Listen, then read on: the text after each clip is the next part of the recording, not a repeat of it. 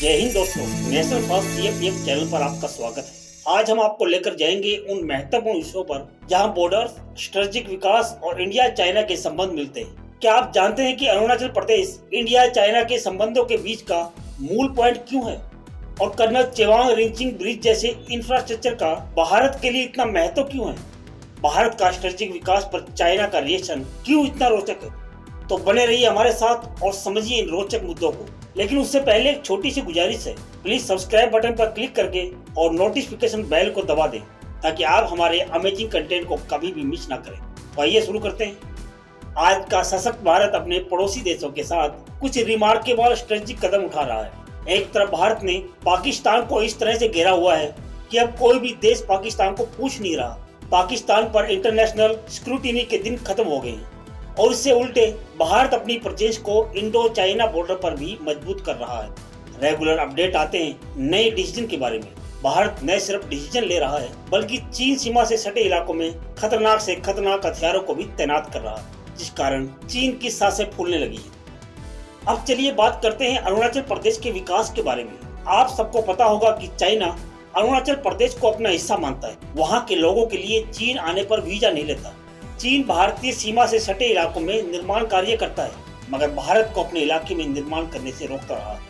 अरुणाचल प्रदेश एक ऐसा क्षेत्र है जो चीन के साथ स्ट्रेटेजिक रिलेशन के लिहाज से भारत के लिए बेहद अहम है। हाल ही के कुछ सालों में भारत ने इस क्षेत्र में विकास को तेज कर दिया है, जो कि सिग्निफिकेंट है। पहले की सरकारें बॉर्डर एरिया को नो मैंस लैंड के रूप में रखने पर विश्वास करती थी और सीमावर्ती जनजातियों को पलायन करने पर मजबूर करने के लिए सड़कें, पुल और नौकरियां नहीं बनाती थी। लेकिन चीन एलएसी के किनारे तक अपने गांव का विकास करता रहा। अब भारत अपने बॉर्डर एरिया में भी डेवलपमेंट कर रहा है। ये कदम सिर्फ एक स्टेटमेंट नहीं है, ये अमल है और इस अमल में छुपा है साफ संदेश चाइना के लिए। और यहाँ के अपने लोकल लोग भी इस एक्सेलरेटेड डेवलपमेंट का लाभ उठा रहे हैं। और प्रैक्टिकल होने की बात करें, भारत ने भी कुछ ही दिन पहले अपनी आर्मी के लिए एक शानदार उपहार दिया है, कर्नल चेवांग रिंचिंग सेतु लद्दाख में। ये भारत का सबसे ऊंचा ब्रिज है जो ऑल वेदर और परमानेंट ब्रिज है। ये ब्रिज स्थित है ईस्टर्न लद्दाख में, चाइना के साथ देश की सीमा से लगभग 45 किलोमीटर दूरी पर। 14,650 फीट की ऊंचाई पर बना यह ब्रिज सहयोग नदी पर बना हुआ है और इसका नाम lion of Ladakh colonel Chewang Rinchen के नाम पर रखा गया है। और चीन की सीमा पर मौजूद काराकोरम खास इस पुल से काफी नजदीक है। इस ब्रिज के जरिए भारतीय सेना चीनी सीमा पर महज 1 घंटे में पहुंच जाएगी। इस पुल से भारतीय सेना के 70 टन वजन वाले टैंक भी आसानी से गुजरकर काफी कम समय में सीमा तक पहुंच सकेंगे।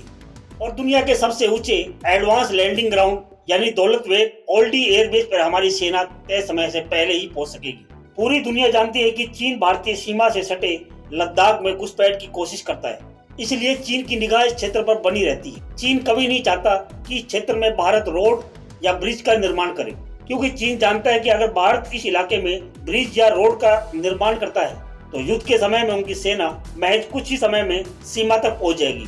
ये ब्रिज जो बीआरओ के इंजीनियर और वर्कर की मेहनत और वीरता की पहचान है, क्योंकि उन्होंने काम किया है असाधारण परिस्थितियों में, जहां मौसम की गर्मी से टेम्परेचर कभी कभी 0 से भी नीचे गिर जाता है। अब से कुछ साल पहले तक भारतीय सेना बॉर्डर पर कई किलोमीटर पैदल चल के या खच्चर पर बैठकर पहुंचते थे, लेकिन अब इस निर्माण के बाद भारतीय सेना अपने हथियारों के साथ महज कुछ ही देर में चाइना बॉर्डर पर पहुंच सकती, जो कि इस क्षेत्र में एक गेम चेंजर है। तो दोस्तों, हमारे जाबाज सैनिकों के लिए और इस पुल के निर्माण के लिए एक लाइक तो बनता है। अगर आप इस वीडियो को एंजॉय कर रहे हैं और कुछ नया सीख रहे हैं तो कृपया करके हमें एक थम्स अप दें और बिना किसी डिले, अगर आपने अभी तक हमारे चैनल को सब्सक्राइब नहीं किया है, अभी सब्सक्राइब बटन पर क्लिक करें ताकि आप अपने कंटेंट की लेटेस्ट अपडेट और फैसिनेटेड वीडियो को मिस ना करें। चलिए अब बॉर्डर की स्थिति पर वापस फोकस करते हैं। ये सच है कि भारत अभी तक बॉर्डर इंफ्रास्ट्रक्चर में चाइना से पीछे है, लेकिन अब भारत अपनी रफ्तार से चाइना को पीछे छोड़ रहा है। तो कैसे हो रहा है कैचअप?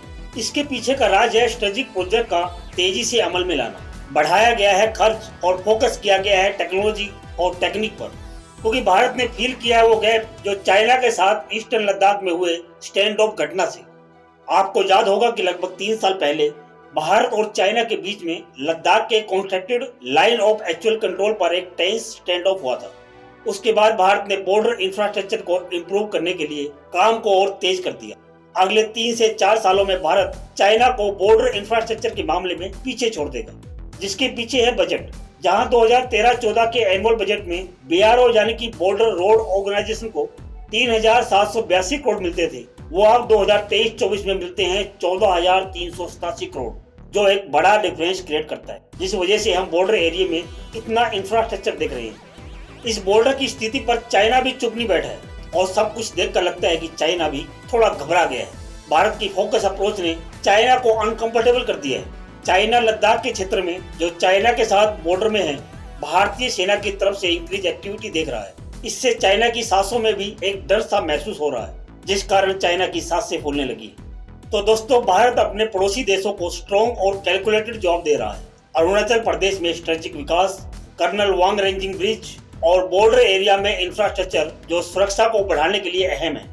दोस्तों, अगर आपको ये वीडियो इंफॉर्मेटिव लगा तो उसे एक थम्स अप दीजिए, यानी कि लाइक करें, अपने दोस्तों के साथ शेयर करें और सबसे इम्पोर्टेंट, हमारे चैनल को सब्सक्राइब करें।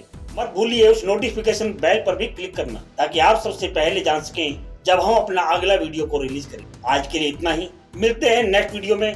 तब तक के लिए जय हिंद, जय भारत।